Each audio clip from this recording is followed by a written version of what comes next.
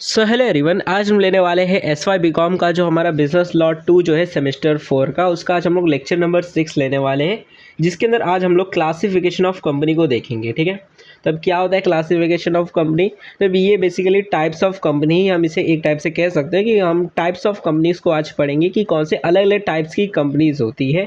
But वो जो अलग अलग प्रकार की जो कंपनियां हैं उनको हम कुछ बेसिस पे क्लासीफाई कर करके उनको पढ़ेंगे, यानी उनको कुछ ग्रुप्स में डिवाइड करके पढ़ेंगे। जैसे कि उनकी लायबिलिटी के हिसाब से, जैसे मैंने आपको पहले बताया कि अलग अलग कंपनीज जो होती है उनके अंदर लायबिलिटी जो रहती है आपकी अलग तरीके से लिमिटेड होती है। जैसे लिमिटेड बाय शेयर वाली कंपनी होती है, अनलिमिटेड बाय गारंटी वाली कंपनी होती है, अनलिमिटेड वाली कंपनी होती है। तो ऐसे लायबिलिटी के हिसाब से अलग अलग टाइप्स की कंपनी होती है। वैसे ही अगर मेंबर्स के हिसाब से देखें तो कोई 1 पर्सन कंपनी होती है, तो कोई मतलब बेसिकली अगर प्राइवेट कंपनी में देखें तो वहाँ पर 200 पर्सन की लिमिट है, 200 मेंबर्स की। और अपना जो पब्लिक कंपनी होता है वहाँ पर अनलिमिटेड रहता है, जितने चाहे उतने मेंबर्स ला। ऐसे अगर हम अलग अलग बेसिस के ऊपर देखें तो हम कंपनीज को अलग अलग तरीके से क्लासिफिकेशन कर सकते हैं, उनके टाइप्स को समझ सकते हैं। ठीक है, तो वही क्लासिफिकेशन ऑफ कंपनी की अलग अलग कौन से टाइप्स की कंपनीज होती है उनके बेसिस के हिसाब से, तो उनको हम पढ़ने वाले। ओके, देखो सबसे पहले यहाँ पे लिखा हुआ है ऊपर में रजिस्टर्ड कंपनी। ठीक है, मतलब क्या? देखो कि कुछ कंपनियां होती है, देखो कोई भी अगर कंपनी हम बनाना चाहते हैं तो पहले तो हमको रजिस्ट्रेशन करवाना होगा, वो तो कंपलसरी है। और एक बार आपका रजिस्ट्रेशन हो जाता है तो आपको आपकी जो कंपनी होती है, आपका जो बिजनेस होता है, उसको एक बेसिकली कह सकते हो सेपरेट लीगल एंटिटी का स्टेटस मिल जाता है, जिसके वजह से आपकी कंपनी को एक फीचर मिलता है जब आप रजिस्ट्रेशन करवा देते हो, जिसको हम बोलते हैं लिमिटेड लायबिलिटी। ठीक है, मतलब बेसिकली आपके जो मेमोरेंडम ऑफ एसोसिएशन और जो आर्टिकल ऑफ एसोसिएशन जो रहता है उसके हिसाब से बेसिकली आपकी जो कंपनी होती है वो इन तीनों टाइप्स में से कोई भी एक टाइप की कंपनी बन जाती है एक बार आप रजिस्ट्रेशन करवा देते हो। ठीक है, तो यहाँ पर सबसे पहले हम बात करेंगे लायबिलिटी के बेसिस पे कि हम लायबिलिटी के हिसाब से 3 टाइप्स की कंपनीज को देख सकते हैं। ठीक है, सबसे पहला कंपनी होता है कंपनी लिमिटेड बाय शेयर। मतलब मैंने आपको बताया था कि अगर मान लो आपका कोई अनपेड अमाउंट है, शेयर का 1000 का शेयर है, जिसमें से आपने 500 रुपया भर दिया है और 500 रुपया अभी आपको देना बाकी है। ठीक है, 500 रुपया मान लो आपने एप्लीकेशन मनी कुछ भरा था, फिर अलॉटमेंट भरा था, फिर आपने पहला फर्स्ट कॉल दी थी, उसके बाद जो फाइनल कॉल है वो अभी देना बाकी है। ठीक है, मान लो 500 रुपया देना बाकी है, तो यही जो अनपेड अमाउंट है सिर्फ आपकी इतनी ही लायबिलिटी बन जाती है। ठीक है, वैसे ही कंपनी लिमिटेड बाय गारंटी में क्या होता है, तो आप एक गारंटी अमाउंट देते हो कि कल को अगर लिक्विडेशन होता है, कंपनी का वाइंड अप होता है, तो हम इतना अमाउंट देंगे गारंटी के लिए। और अनलिमिटेड कंपनी का तो बात ही है कि यहाँ पर बेसिकली आपकी जो लायबिलिटी होती है जो मेंबर्स की, वो अनलिमिटेड होती है, जितने चाहे हो। वैसे तो कोई बनाता नहीं अनलिमिटेड कंपनी, बट फिर भी एक कंसेप्ट है कि हाँ आप चाहो तो ऐसी भी कंपनी बना सकते हो। ठीक है, तो यहाँ पर देखो तो लायबिलिटी के हिसाब से 3 टाइप्स की कंपनी होती है। एक होती है कंपनी लिमिटेड बाय शेयर, और एक होती है कंपनी लिमिटेड बाय गारंटी, और अनलिमिटेड कंपनी। ठीक है, अब यहाँ पर मैं अगर आपको एग्जांपल देना चाहूँ तो देखो लिमिटेड बाय शेयर का एग्जांपल हर जगह आपको रिलायंस देख लो, टाटा देख लो, सारी कंपनियां लिमिटेड बाय शेयर्स ही होती है। ठीक है, लिमिटेड बाय अगर गारंटी की बात करूँ कि ऐसी कोई एग्जांपल दो कि हाँ भाई समझ आए कि ऐसी कौन सी कंपनी होती है जो लिमिटेड बाय गारंटी होती है, तो देखो नॉर्मली आपको ये कोई मतलब बहुत बड़ी बड़ी कंपनियां नहीं दिखेगी। जैसे ये जो कंपनी होती है ये नॉर्मली चैरिटी वाली जो कंपनीज होती है ना, जो मतलब चैरिटी करती है, या फिर कोई एजुकेशन वाला क्लब चलाते हैं, मतलब क्लब जो चलाने वाली जो रहती है, मतलब छोटी मोटी जो कंपनियां होती है, जो कि मेन उनका कोई ऐसा पर्टिकुलर बिजनेस नहीं कि हाँ भाई हमको कोई प्रोडक्ट बेच रहे हैं, या तो वो कोई चैरिटी वाला काम कर रहे रहते हैं, या तो उनका कोई क्लब बिजनेस रहता है। तो वो सारी चीज़ें जो रहती है वो इसके अंदर आती है कि कल को अगर क्लब जो रहेगा वो डूब रहा रहेगा तो जितने भी मेंबर्स रहेंगे वो कुछ बेसिकली कह सकते हो कंट्रीब्यूशन करेंगे उस लायबिलिटी को भरने के लिए। ठीक है, एक गारंटी अमाउंट। ओके, और वहीं पर अगर अनलिमिटेड कंपनी का एग्जांपल दूँ तो देखो इसका एक एग्जांपल है, वैसे तो करेंटली में एग्जांपल मेरे को नहीं मिला, गूगल पे जल्दी मिलता नहीं है ये वाला अनलिमिटेड कंपनी का, बट इसका एक एग्जांपल है लैंड रोवर। ठीक है, आपको पता होगा ये वाली गाड़ी, ठीक है, डिफेंडर आपको पता ही होगा लैंड रोवर का। तो ये वाली जो कंपनी है लैंड रोवर, ये 2013 तक अनलिमिटेड कंपनी थी। ठीक है, उसके बाद इसको वापस से वही लिमिटेड बाय शेयर बना दिया गया था, तो अनलिमिटेड कंपनी 2013 तक थी ये। तो ऐसे अलग अलग कंपनी जो रहती है उनके मतलब बेसिकली लायबिलिटी के हिसाब से उनको हम डिवाइड कर सकते हैं। तो वही यहाँ पर अब देखो आगे क्या लिखा है कि registered company are those company which are registered under the companies act 2013। मतलब रजिस्टर्ड कंपनी मतलब वो कंपनी होती है जो कि मतलब यहाँ पर बेसिकली यहाँ पर बोला जा रहा है कि रजिस्टर्ड कंपनी मतलब वो कंपनी जो कि 2013 के जो कंपनीज एक्ट है उसके अंदर अगर आप रजिस्ट्रेशन करवाते हो अपने आप को, तो आपको बोला जाएगा आप रजिस्टर्ड कंपनी हो, मतलब बेसिकली आपको कंपनी बोला जाएगा। डेफिनेशन दिया जा रहा है कंपनी का बेसिकली वही कि या तो आप 2013 वाले एक्ट या फिर उससे जो प्रीवियस एक्ट है, अगर उसके अंदर कंपनीज एक्ट के अंदर आपने अगर रजिस्ट्रेशन करवाया है तो आपको एक रजिस्टर्ड कंपनी बोला जाएगा। और एक बार रजिस्ट्रेशन हो जाएगा तो आपको ये 3 टाइप्स की कंपनी बनाने का ऑप्शन मिलेगा लायबिलिटी के हिसाब से, ठीक है। और उसके बाद देखो अब आगे क्या लिखा है। अब इसी के बारे में डिटेल में यहाँ पर एक एक करके एक्सप्लेन किया गया है। तो देखो सबसे पहले लिखा है कि registered companies may be divided on the basis of liability, यानी क्या कि जो रजिस्टर्ड कंपनी होती है उनको हम लाइबिलिटी के हिसाब से डिवाइड कर सकते हैं अलग अलग टाइप्स के अंदर, ठीक है। तो सबसे पहला तो वही अपना टाइप है लिमिटेड बाय शेयर। ये क्या होता है, तो वही चीज़ की company limited by share means a company having the liability of its member limited by the memorandum to the amount if any unpaid on the shares respectively held by them, मतलब जो भी उन्होंने शेयर्स लिए हैं उसमें से अगर कोई अनपेड अमाउंट है तो बस उतनी ही उनकी लाइबिलिटी रहती है, तो इसी को बोला जाता है लिमिटेड बाय शेयर वाली कंपनी। वहीं पे सेक्शन 2 का क्लॉज 21 क्या कहता है कि ये देखो ये बात करता है कंपनी लिमिटेड बाय गारंटी की, ठीक है। तो ये कौन सी कंपनी होती है, तो company means a company having the liability of its member limited by the memorandum to such amount as the member may respectively undertake to contribute to the asset of the company in the event of its being wound up, मतलब जब company कल को wound up होगी, liquidation होगा, बंद होगा, तो वो क्या करेंगे, अगर मान लो कंपनी के पास 1000 के असेट्स है और लाइबिलिटी 1500 के है, तो वो जो मेंबर्स होंगे वो उस असेट को थोड़ा सा बढ़ाने के लिए कुछ कंट्रीब्यूट करेंगे ताकि लाइबिलिटीज़ को पे ऑफ किया जा सके। कितना कंट्रीब्यूट करेंगे, तो जितनी उन्होंने गारंटी दी होगी, हो सकता है मान लो उन्होंने 200 रुपये की गारंटी दी हो तो खाली 200 रुपये ही देंगे, ओके। तो उनकी लायबिलिटी बस लिमिटेड जितनी मतलब उन्होंने गारंटी दी है बस उतनी ही लिमिटेड रहेगी। उसके बाद यहाँ पर अनलिमिटेड कंपनी की बात करें तो आपकी बुक में डायरेक्टली तो यहाँ पर नहीं दिया गया है सेक्शन के अंदर, क्योंकि देखो अगर मैं आगे जाऊँ तो डायरेक्टली यहाँ पर नेक्स्ट टॉपिक के बारे में ही बात किया जा रहा है, सेक्शन 3 क्लॉज 1 के बारे में, जहाँ पर कंपनी किस तरीके से बन मतलब अलग अलग कंपनी किस तरीके से बन सकती है उसके बारे में है। तो बेसिकली यहाँ पर ये जो थर्ड वाला जो टाइप है इसके बारे में डायरेक्टली नहीं दिया गया है, बट मैं आपको बता दूँ कि सेक्शन नंबर 2 क्लॉज 92 जो है वो अनलिमिटेड कंपनी के बारे में बात करता है। क्लॉज 92 याद रख सकते हो, पेपर में लिखने में अच्छा लगेगा, हाँ भाई आपको पता है कुछ। तो सेक्शन नंबर 2 क्लॉज 92 जो है वो अनलिमिटेड कंपनी के बारे में बात करता है कि अनलिमिटेड कंपनी मतलब वो कंपनी जहाँ पर आपकी जो लाइबिलिटी रहती है, जो मेंबर्स की जो लाइबिलिटी होती है वो लिमिटेड नहीं होती है, अनलिमिटेड होती है, ठीक है। बट क्योंकि यहाँ पर आपको कंपनीज लॉ पढ़ाया जा रहा है, कंपनीज एक्ट पढ़ाया जा रहा है, और आपको पहले ही बोल दिया गया था कि कंपनी की लाइबिलिटी लिमिटेड होती है, तो हो सकता है आपको ये समझ ना आए कंपनी क्या है, इसलिए इसके बारे में आपके बुक में ज़्यादा डिटेल में बताया ही नहीं गया है, ओके। तो आपको इसके बारे में ज़्यादा उतना टेंशन लेने की ज़रूरत नहीं है, ओके। नाउ देखो अब यहाँ पर आगे बताया जा रहा है कि अब किस तरीके से कंपनी बनती है, ठीक है, मतलब उनके मेंबर के हिसाब से यहाँ पर बताया जा रहा है। क्या चीज़ें तो बताता हूँ आपको। तो देखो लिखा है सेक्शन 3 क्लॉज 1, देखो सेक्शन 3 जो है वो बात करता है कंपनी के फॉर्मेशन के बारे में कि किस तरीके से कौन सी कंपनी बन सकती है। Company may be formed for any lawful purpose, यानी क्या कि कंपनी को किसी भी तरीके से कोई भी अगर आप कानूनी काम करना चाहते हो तो कंपनी को आप बना सकते हो। अगर आप ये सारी चीज़ों को करते हो तो आप इस तरीके की टाइप्स की कंपनी को बना सकते हो, ठीक है। तो यहाँ पर बेसिकली अलग अलग टाइप्स की कंपनी किस तरीके से आप बना सकते हो उनके मेंबर के हिसाब से वो बताया जा रहा है कि अगर मान लो आपको पब्लिक कंपनी बनाना है, ठीक है। पब्लिक कंपनी मतलब क्या, पब्लिक मतलब क्या सरकारी कंपनी होता है, तो नहीं, पब्लिक मतलब ऐसी कंपनी जहाँ पर आप पब्लिक को बोल सकते हो कि आइए हमारे शेयर्स को खरीद लीजिए। जैसे रिलायंस हो गया तो वो पब्लिक कंपनी है। जैसे आपने देखा होगा काफ़ी सारी जो कंपनीज होती है उनके आगे में प्राइवेट लिमिटेड लिखा होता है, ठीक है, इसे प्राइवेट लिमिटेड लिखा होता है, तो ये जो कंपनी होती है ये प्राइवेट कंपनी होती है, और जिसके आगे सिर्फ लिमिटेड लिखा होता है वो पब्लिक कंपनी होती है। जैसे रिलायंस इंडस्ट्री लिमिटेड ये पब्लिक कंपनी है, ठीक है, और अगर कोई कंपनी है जिसके आगे प्राइवेट लिमिटेड लिखा है तो वो प्राइवेट कंपनी है, ठीक है। अब किस तरीके से आप पब्लिक कंपनी बना सकते हो, तो मिनिमम मेंबर्स जो आपको चाहिए रहते हैं, जो कि आपको मतलब शेयर होल्डर्स होने चाहिए कंपनी को बनाने के लिए, वो 7 होने चाहिए। मतलब अगर 7 लोग चाहे तो एक कंपनी को बना सकते हैं मिलकर, एंड उसके और मैक्सिमम कितने होने चाहिए तो उसकी कोई लिमिट नहीं है, जितने चाहे उतने आ सकते हैं मेंबर्स, ठीक है। तो 7 या उससे ज़्यादा मेंबर्स होने चाहिए where the company to be formed is to be a public company, ठीक है। और अगर 2 और उससे ज़्यादा अगर मेंबर्स आप लाते हो तो आप एक प्राइवेट कंपनी बना सकते हो। मान लो 2 लोग हैं, 3 लोग हैं, तो आप लोग जो है प्राइवेट कंपनी बना सकते हो, ठीक है। और इसके आगे बात किया गया है कि अगर मान लो आप अकेले ही हो, आप सिंगल पर्सन हो, आप सोल ट्रेडिंग कंसर्न करते हो और आप चाहते हो मेरे को भी कंपनी खोलने का है, तो आप एक 1 पर्सन कंपनी भी खोल सकते हो अगर आप सिंगल हो तो। Where the company to be formed is to be 1 person company, that is to say a private company. और ये जो 1 पर्सन कंपनी होगा ये भी एक प्राइवेट कंपनी ही होगा, ठीक है।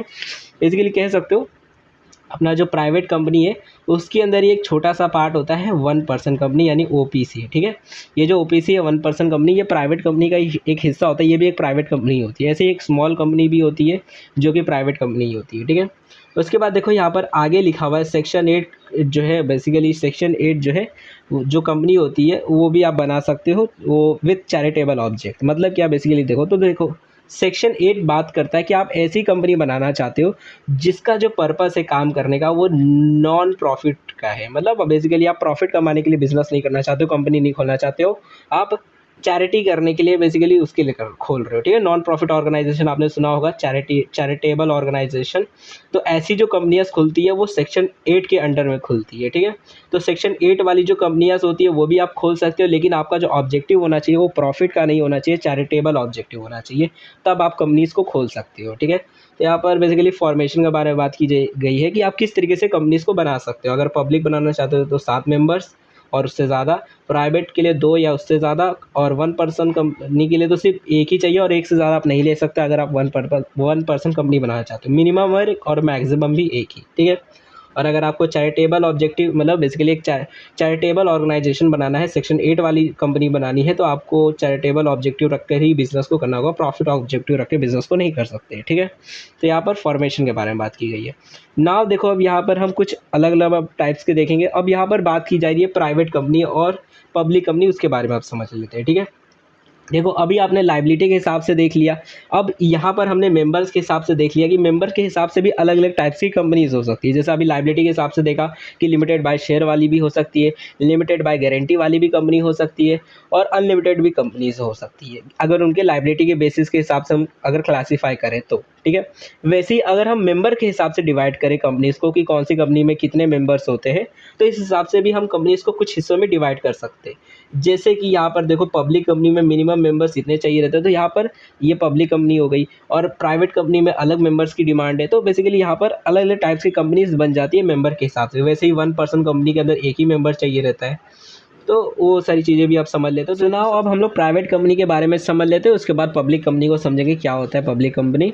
तो देखो प्राइवेट कंपनी का मतलब क्या होता है, तो देखो सेक्शन 2 क्लॉज 68 बात करता है प्राइवेट कंपनी के बारे में कि प्राइवेट कंपनी किसे बोला जाता है, ठीक है। तो लिखा हुआ है देखो, वो प्राइवेट कंपनी का मतलब होता है means a company having minimum paid up share capital of 1 lakh rupees. मतलब आपका minimum paid up share capital जो होगा कंपनी का वो अगर 1 लाख रुपये होता है तो आपको प्राइवेट कंपनी बोल दिया जाएगा, या फिर such higher paid up share capital as may be prescribed and which by it article, ठीक है। या फिर अगर कोई प्रिस्क्राइब किया गया है आपके आर्टिकल्स के अंदर, मतलब एमओए के अंदर कि हाँ भाई हमारा जो पेड अप शेयर कैपिटल होगा वो इतना रहेगा, तो वो बेसिकली आपका पेड अप शेयर कैपिटल रहेगा। तो अगर minimum paid up share capital या तो 1 लाख रुपये या फिर जो प्रिस्क्राइब है उतना रहता है, तो बेसिकली आपकी जो कंपनी है एक प्राइवेट कंपनी मानी जाएगी, ठीक है। मानी जाएगी कि आपकी जो कंपनी है वो एक प्राइवेट कंपनी है, ठीक है। उसके आगे और भी कुछ कंडीशन है, तब जाकर आपकी कंपनी प्राइवेट बोली जाएगी। उसके आगे लिखा है कि देखो सबसे पहले यहाँ पर पॉइंट जो बोला जा रहा है ये है कि आपके जो शेयर्स होते हैं, यानी देखो यहाँ पर लिखा है कि it restrict the right to transfer its share. मतलब क्या कि देखो अगर आप प्राइवेट कंपनी के अंदर, जैसे अगर मान लो एक कंपनी है, ठीक है, ये कंपनी है एंड कंपनी, क्योंकि आपको पता अभी मैंने बताया प्राइवेट कंपनी को बनाने के लिए मिनिमम अगर 2 मेंबर्स भी होते हैं तो कंपनी बनाई जा सकती है, ठीक है। तो अगर मान लो 3 मेंबर्स है, ये एक मेंबर, ये दूसरा मेंबर, ये तीसरा मेंबर, ठीक है, 3 मेंबर्स ने मिलकर बेसिकली एक प्राइवेट कंपनी बनाई है, ओके। अब देखो ये जो तीसरा मेंबर है ये कौन है, ये मैं हूँ, ठीक है, ये मैं हूँ, ठीक है। तो ये कौन है, ये मैं हूँ। अब देखो ये जो तीसरा पर्सन यानी ये मैं जो हूँ, अब मैं नहीं चाहता हूँ ये जो कंपनी है इसके अंदर मैं मेंबर बन के रहूँ, फालतू कंपनी है, अच्छी कंपनी नहीं है, इसलिए मेरे को मन करता नहीं है कि अब यहाँ पर काम करूँ, ठीक है। तो मैं बोलता हूँ मेरे शेयर्स को मैं बेचना चाहता हूँ। अब देखो मैं जाता हूँ, मैं सोचता हूँ मेरे को अपनी कंपनी के शेयर्स बेचने, एक काम करता हूँ मैं, मेरा पड़ोसी जो है वो इंटरेस्टेड है मेरी कंपनी को शेयर्स के खरीदने को, एक काम करता हूँ मैं अपने शेयर्स को लेके जाता हूँ और बोलता हूँ ये ले, एक काम कर, तू मेरे शेयर्स को रख ले, मैं तेरे और मेरे को तू पैसा दे दे, ठीक है। अब ऐसा मैं क्या कर सकता हूँ कि मैं अपने किसी थर्ड पार्टी यानी किसी बाहर वाले पर्सन को अपने शेयर्स जाकर बेच दूँ और उसके बदले में पैसे ले लूँ, मतलब अपने शेयर्स को ट्रांसफ़र कर दूँ दूसरे पर्सन को। तो मैं ऐसा नहीं कर सकता प्राइवेट कंपनी के अंदर, ठीक है। यहाँ पर रिस्ट्रिक्शन होती है कि आप अपने जो शेयर्स है वो डायरेक्टली किसी को भी बेच नहीं सकते। आपको एक तो परमिशन लेनी होगी शेयर होल्डर से, जो बेसिकली कंपनी के जो बाकी शेयर होल्डर्स है उनसे परमिशन लेनी होगी कि क्या मैं ये जो शेयर्स है वो बेच सकता हूँ। एंड हो सकता है वो बोले कि भाई ये शेयर तू बाहर वाले को मत बेच, तू हमको ही बेच, ठीक है। तो वहाँ पर काफ़ी सारी रिस्ट्रिक्शंस होती है ट्रांसफ़र ऑफ शेयर्स की। वहीं पर अगर आप पब्लिक कंपनी में देखोगे तो वहाँ पर कैसा होता है कि अगर मान लो मैंने टाटा कंपनी जो है उसके शेयर्स को खरीदा, ठीक है, एंड मैं अब चाहता हूँ शेयर्स को बेच देना, तो मैं तुरंत मार्केट में जाता हूँ, बेच देता हूँ, ठीक है। मैं कंपनी के पास थोड़ी जाके परमिशन लेता हूँ, मतलब रतन टाटा से थोड़ी परमिशन लेने जाते हैं हम लोग कि हाँ भैया सर क्या मैं आपके जो कंपनी के शेयर्स है वो क्या बेच दूँ क्या, कि परमिशन दे रहे हो मेरे को क्या, हम लोग ऐसा पूछते हैं, नहीं पूछते, हम लोग जब चाहे तब बेच देते हैं, ठीक है, क्योंकि वहाँ पर रिस्ट्रिक्शन नहीं होती। बट प्राइवेट कंपनी का यही एक फीचर है कि देखो जो आपके शेयर्स होते हैं आप फ्रीली ट्रांसफ़र नहीं कर सकते, वहाँ पर रिस्ट्रिक्शंस होती है, आपको परमिशन लेना पड़ेगा, ठीक है, शेयर होल्डर्स से, जो बाकी शेयर होल्डर्स, तब जाकर बेच सकते हो शेयर्स को, ठीक है। उसके बाद देखो आगे लिखा है कि except in case of one person company limits the number of its member to 200, यानी क्या कि देखो क्योंकि वो आपको पता है वन पर्सन कंपनी जो है वो भी एक प्राइवेट कंपनी है, तो इस वन पर्सन यानी ओपीसी को छोड़कर जितनी भी बाकी की जो कंपनियां होती है, यानी ओपीसी वन पर्सन कंपनी को छोड़कर जो बाकी की कंपनीज होती है, वहाँ पर एक लिमिट होती है कि आप कितने मेंबर्स को रख सकते हो, यानी क्या कि जो प्राइवेट कंपनीज होती है वहाँ पर लिमिट है कि आप मैक्स टू मैक्स 200 मेंबर्स को ही रख सकते हो, ठीक है, मतलब ये मैक्सिमम अमाउंट है, नंबर है, और मिनिमम जो है वो 2 मेंबर्स है, ठीक है, मतलब 2 मेंबर्स और मैक्स टू मैक्स आप 200 लोगों को अपने एज अ शेयर होल्डर्स या फिर मेंबर्स जो है बनाकर रख सकते हो कंपनी के अंदर, ठीक है। अब ऐसा जो ओपीसी वाला है वो नहीं बोल सकता भाई मैं भी तो प्राइवेट कंपनी हूँ तो मैं भी 200 मेंबर्स को रख सकता हूँ, तो वो नहीं रख सकता, इसलिए यहाँ पर बोला है कि ओपीसी को छोड़कर बाकी जितनी भी प्राइवेट कंपनीज होती है वो 200 मेंबर्स तक एक्सीड कर सकते हैं, यानी 200 मेंबर्स तक अपने शेयर होल्डर्स को रख सकते हैं, ठीक है, मतलब 200 शेयर होल्डर्स रख सकते हैं अपनी कंपनी के अंदर, ठीक है, ओपीसी को छोड़कर, ओपीसी मतलब वही वन पर्सन कंपनी, ओके। तो अगर ये 2 कंडीशन फुलफिल हो जाती है देन आपकी जो कंपनी है ये एक प्राइवेट कंपनी बन जाती है, मतलब सॉरी 3 कंडीशन, कि आपका minimum paid up share capital 1 lakh रुपए है, एंड आपके ऊपर रिस्ट्रिक्शन है कि आप शेयर को ट्रांसफ़र नहीं कर सकते, ऊपर से आपके जो मिनिमम बेसिकली जो शेयर होल्डर्स जो है, मेंबर्स जो है वो 200 से कम है, 200 से ऊपर आप नहीं जा सकते, और 2 मेंबर से कम भी नहीं रह सकते, अगर मतलब 2 मेंबर से वैसे कम रह सकते हैं, अगर मान लो 1 पर्सन अगर आप कंपनी बनाते हो तो वहाँ पर 1 पर्सन भी चाहे तो कंपनी बना सकता है, ठीक है। तो यहाँ पर कह सकते हो 1 से लेकर 200 तक की लिमिट है, और एंड 200 को आप एक्सीड नहीं कर सकते, ओके, मतलब 200 से एक भी मेंबर्स ऊपर नहीं जाना चाहिए, तब आपकी कंपनी जो है प्राइवेट कंपनी बोली जाएगी। उसके बाद देखो अब आगे क्या लिखा है कि प्रोवाइडेड दैट वेयर 2 और more person hold 1 or more shares in a company jointly they shall for the purpose of this clause be treated as a single member, ठीक है, मतलब क्या है कि देखो अगर कोई कंपनी है, अगर वहाँ पर कोई पर्सन है, ठीक है, जैसे अगर मान लो कंपनी है, कंपनी के अंदर कितने 4 शेयर होल्डर्स है, ठीक है, मतलब 4 शेयर होल्डर नहीं सॉरी 4 शेयर्स है, ठीक है, कंपनी के 4 शेयर्स में कंपनी को डिवाइड किया गया है, ठीक है, एक शेयर की मान लो कीमत 1000 रुपये, तो total paid up share capital 4000 रुपये का है, ठीक है। वैसे तो 4000 रुपये नहीं होना चाहिए, मिनिमम 1 लाख रुपये, बट कोई नहीं, हम लोग मान लें एग्जाम्पल के लिए, ठीक है, तो एक शेयर की कीमत 1000 रुपये, ठीक है, तो ऐसे 4 शेयर है कंपनी के, 1 2 3 और 4, ठीक है, 4 शेयर है कंपनी में, ओके।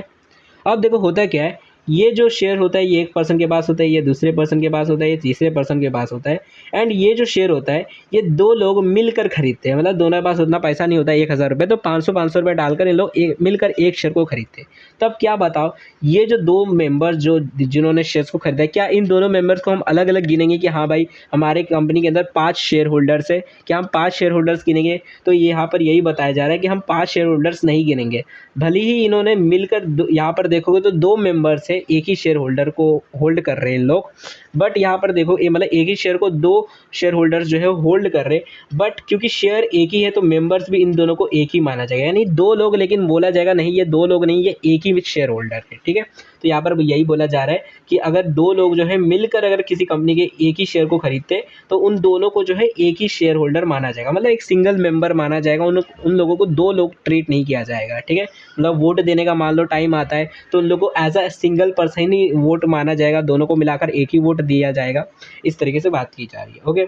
उसके आगे लिखा है कि प्रोवाइडेड फर्दर एट, यानी अब यहाँ पर आगे और भी कुछ ये बोलना चाहता है कि person who are in employment of the company and आगे देखो क्या लिखा है, and person who having been formerly in the employment of the company, मतलब क्या यहाँ पर बोला जा रहा है कि देखो अगर कोई कंपनी में होता है, जैसे कंपनी जो रहती है बड़ी बड़ी जो कंपनीज होती है वो अपने एम्प्लॉयज़ को ईसॉप जो है, बेसिकली ईसॉप जो है वो प्रोवाइड करती है। ईसॉप का मतलब होता है बेसिकली कि जो अपने एम्प्लॉयज़ को कुछ इक्विटी शेयर्स जो रहते हैं वो लोग दे देते हैं कंपनी एम्प्लॉयज़ को, ठीक है, मतलब एज अ खुश होकर कि मान लो कोई एम्प्लॉय है बहुत अच्छा काम करता है तो उस एम्प्लॉय को वो अपनी कंपनी के कुछ शेयर्स जो रहते हैं वो दे देते हैं, ठीक है, कंपनी के शेयर्स उनको दे देते हैं, तो कह सकते हो वो भी कंपनी के शेयर बन जाएंगे इस तरीके से, तो कंपनी के जो एम्प्लॉय एम्प्लॉय है।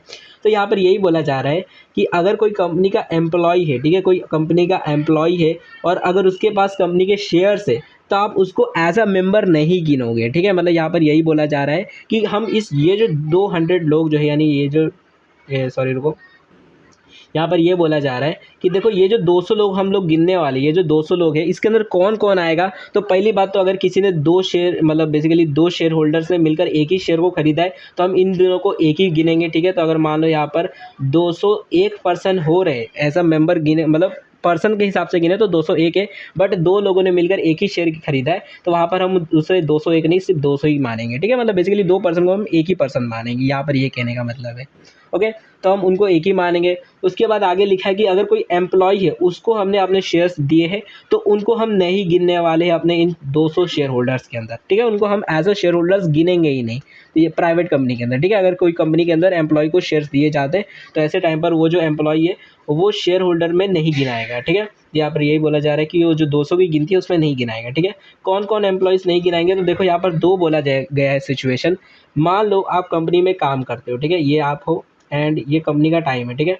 इस टाइम पर आप कंपनी में काम करते हो, आपके पास कंपनी के शेयर्स है तो आपको एज अ एम्प्लॉय नहीं गिना जाएगा। बट हो सकता है मान लो कल को आप कंपनी को छोड़ देते हो, ठीक है, कल को आप कंपनी को छोड़ देते हो जाता है, मान लो 10 साल हो गए, ठीक है, 10 साल हो चुके हैं और आज भी आपके पास वही वाले शेयर्स है तो भी आपको कंपनी के employ as a basically shareholder नहीं गिना जाएगा, चाहे आपने कंपनी को छोड़ भी दिया हो। तो वही लिखा है, या तो कोई, मतलब देखो यहाँ पर पीछे वही चीज़ लिखी थी कि अगर मान लो कोई पर्सन है जिसने एज अ एम्प्लॉयमेंट करते टाइम पर उसको शेयर्स मिले तो उसको भी हम नहीं गिनेंगे।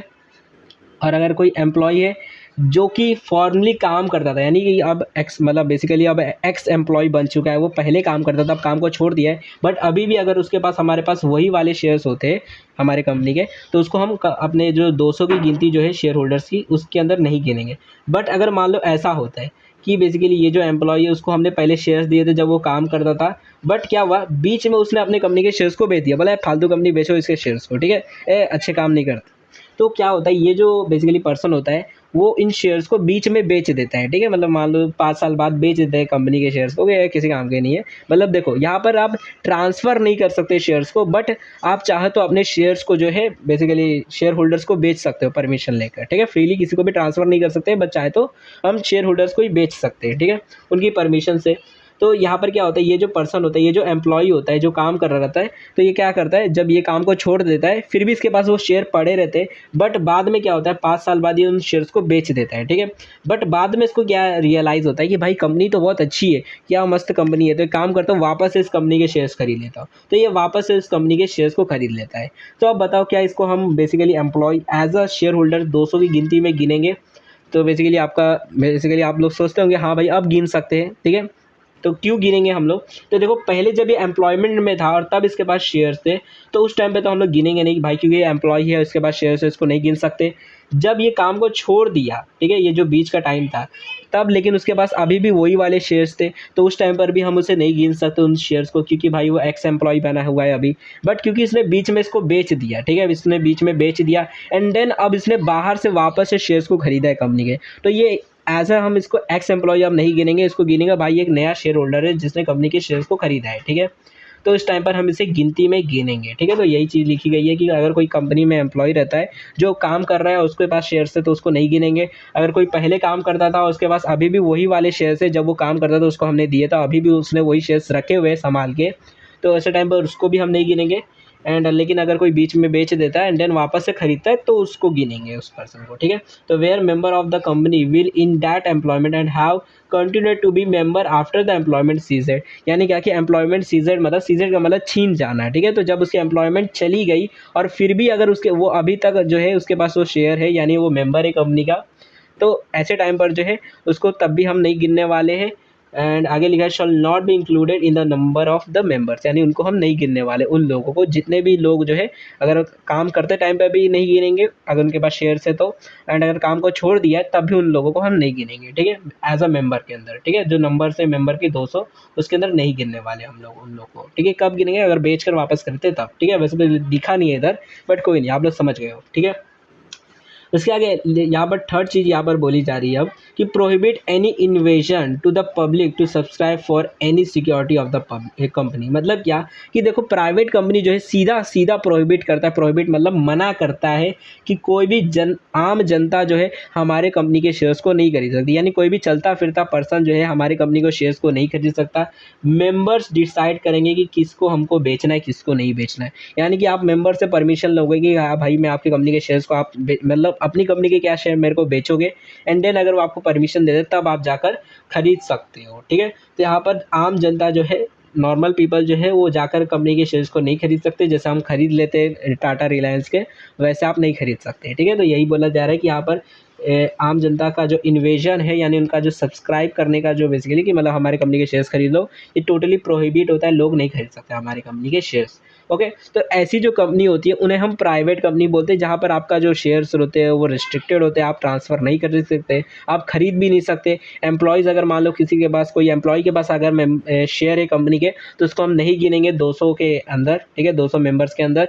एंड अगर उसने काम को छोड़ भी दिया और अभी भी उसके पास अगर वो मतलब वो अभी भी कंपनी का मेंबर है यानी कि अभी भी उसके पास वही वाले शेयर्स है, तो ऐसे टाइम पर उसको भी हम नहीं गिनेंगे। तो वही चीज़ है। ठीक है, एंड कोई भी नॉर्मल जो पब्लिक जो है वो हमारी कंपनी के शेयर्स को सब्सक्राइब नहीं कर सकती यानी खरीद नहीं सकती। ठीक है, सिक्योरिटीज़ मतलब सब्सक्राइब कि हमारी कोई भी सिक्योरिटीज़ को नहीं खरीद सकती, यानी हमारी शेयर्स को नहीं खरीद सकती किसी भी प्रकार की। ठीक है, चाहे प्रेफरेंस शेयर हो या फिर कुछ भी। ठीक है, उसके बाद आगे लिखा है व्हाट इज़ पब्लिक कंपनी। अब पब्लिक कंपनी के बारे में समझ लेते हैं। आप अगर आपको प्राइवेट कंपनी समझ आ गया होगा प्राइवेट कंपनी किसे बोलते हैं, तो अब पब्लिक कंपनी के बारे में समझते हैं। ठीक है, तो अब पब्लिक कंपनी किसे बोला जाता है। ठीक है, तो देखो यहाँ पर नॉर्मली पब्लिक कंपनी जो होती है उसके आगे लिमिटेड खाली लिखा होता है, यानी प्राइवेट कंपनी के आगे जहाँ पर प्राइवेट लिमिटेड लिखा होता है तो पब्लिक कंपनी जो होती है वहाँ पर सिर्फ लिमिटेड लिखा होता है, जैसे Reliance industry limited, Tata limited. ठीक है, तो बेसिकली जो पब्लिक कंपनी होती है वो जो होती है उनका जो बेसिकली नाम के लास्ट में देखो लिमिटेड खाली लिखा रहता है। ठीक है, और नॉर्मली जितनी भी पब्लिक कंपनी होती है वो लिस्टेड होती है। लिस्टेड का मतलब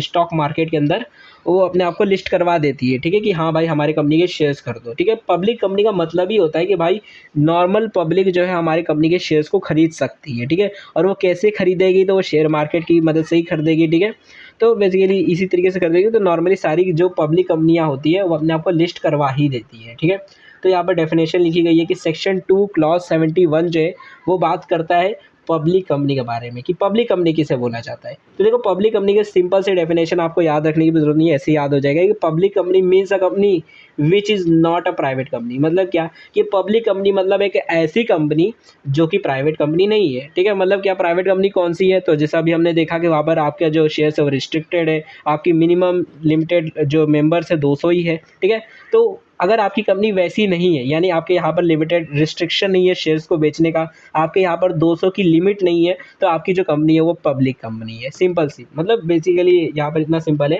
कि मतलब पब्लिक कंपनी मतलब ऐसी कंपनी जो प्राइवेट कंपनी नहीं है उसको हम पब्लिक कंपनी बोल देंगे। ठीक है, आगे लिखा है कि has a minimum paid up share capital of 5 lakh rupees और such higher paid up as may be prescribed. मतलब जैसे वहाँ पर 1 लाख रुपए minimum paid up share capital था तो यहाँ पर 5 लाख रुपए। ठीक है, उसके बाद आगे लिखा है कि provided that a company which is a subsidiary of a company not being a private company shall be deemed to be public company for the purpose of this act even where such subsidiary company continue to be a private company in its articles. मतलब क्या यहाँ पर बोला जा रहा है, तो देखो यहाँ पर ये बोला जा रहा है कि कोई भी कंपनी है। ठीक है, यहीं पे आपको बता देता हूँ, कोई भी कंपनी है मान लो जैसे ये पब्लिक कंपनी कौन सी, रिलायंस कंपनी। ठीक है, रिलायंस कौन सी है, पब्लिक कंपनी, आपको पता है लिस्टेड कंपनी है। ठीक है, अब ये जो पब्लिक कंपनी है अगर ये अपनी एक सब्सिडरी बनाती है। ठीक है, सब्सिडरी कंपनी क्या होता है, तो बेसिकली आपको अच्छे से मैं डिटेल में आगे पढ़ेंगे उसके बारे में भी है टॉपिक, बट अभी के लिए इतना समझ लो सब्सिडरी कंपनी का मतलब होता है कि आपकी एक दूसरी और कंपनी है जिसके अंदर आपका जो शेयर है वो 50% से ज़्यादा है। 50% से ज़्यादा यानी कह सकते हो 51% अगर आपके शेयर्स होते हैं किसी भी कंपनी के अंदर, मतलब कंपनी के अंदर, मतलब जैसे अब रिलायंस कंपनी है और रिलायंस कंपनी जो है उसने क्या किया है कि एक दूसरी कंपनी के ना 51% शेयर जो है वो खरीद के रखे, तो ऐसे टाइम पर ये जो दूसरी कंपनी है वो बोली जाएगी कि ये रिलायंस की सब्सिडियरी कंपनी है और रिलायंस को बोला जाएगा ये होल्डिंग कंपनी है। ठीक है, तो अगर मान लो ये जो कंपनी जिसका इसने शेयर्स खरीद के रखा है 51% रिलायंस कंपनी में शेयर्स करता है। ठीक है, मुकेश अंबानी ने शेयर्स को नहीं करता है, यहाँ पर देखोगे तो रिलायंस कंपनी जो है उसने मतलब एक कंपनी ने दूसरे कंपनी के शेयर्स को खरीद के रखा है, ठीक है। मतलब ऐसा हो सकता है, मैंने आपको पहले ही बताया था कि कोई भी कंपनी जो है वो कहीं पर भी इन्वेस्टमेंट कर सकती है, किसी भी कंपनी के शेयर्स खरीद सकती है, बॉन्ड्स खरीद बेच सकती है, मतलब सारी चीज़ें कर सकती है क्योंकि वो एक लीगल एंटिटी है। तो ऐसे ही अगर मान लो ये जो रिलायंस कंपनी है ये दूसरी कंपनी के अंदर 51% शेयर्स को खरीद लेती है, तो ऐसे टाइम पर बोला जाएगा ये जो कंपनी है ये रिलायंस कंपनी की सब्सिडियरी कंपनी है, ठीक है। अब हो सकता है मान लो ये जो कंपनी है ये प्राइवेट कंपनी हो, और क्योंकि ये हमारी ये पब्लिक कंपनी है, ठीक है। कौन सी पब्लिक कंपनी? ये रिलायंस पब्लिक कंपनी है। तो यहाँ पर ये बोला जा रहा है कि अगर कोई पब्लिक कंपनी है और उसकी कोई सब्सिडियरी है, ठीक है, और वो प्राइवेट कंपनी है, तो हम ये मान लेंगे, यानी डिम्ड, मतलब बेसिकली वो डिम्ड है। डिम्ड का मतलब होता है हम मान लेंगे कि ये जो कंपनी है वो एक पब्लिक कंपनी है, ठीक है। मतलब बेसिकली हम ये मान लेंगे कि ये जो कंपनी है वो एक पब्लिक कंपनी है, ठीक है। मतलब यहाँ पर सीधी सी बात ये है कि अगर कोई पब्लिक कंपनी है एंड उसकी कोई सब्सिडियरी है जो प्राइवेट कंपनी है, तो उस कंपनी को हम बोल देंगे कि भाई ये तो डिम्ड पब्लिक कंपनी है, ठीक है। डिम्ड पब्लिक मतलब कि हम मान रहे हैं कि ये पब्लिक कंपनी है। हो सकता है कि उसका जो आर्टिकल होगा, यानी उसके जो आर्टिकल्स है मेमोरेंडम ऑफ एसोसिएशन, उसके अंदर लिखा है कि हाँ भाई हमारी जो कंपनी है वो प्राइवेट कंपनी है। मतलब उसके आर्टिकल में तो लिखा हुआ है कि हाँ भाई हमारी जो कंपनी है वो प्राइवेट कंपनी है, बट हम ये मानेंगे कि हाँ भाई ये पब्लिक कंपनी ही है, यहाँ पर कोई भी आकर शेयर्स को खरीद सकता है, ठीक है। तो यही बोला गया है कि अगर कोई कंपनी है जो सबसे मतलब अगर कोई पब्लिक कंपनी है और उसकी अगर कोई सब्सिडियरी है जो प्राइवेट है, तो हम ये मान लेंगे ये डीम्ड होगा कि वो जो कंपनी है वो भी पब्लिक कंपनी ही हो जाएगी, ठीक है।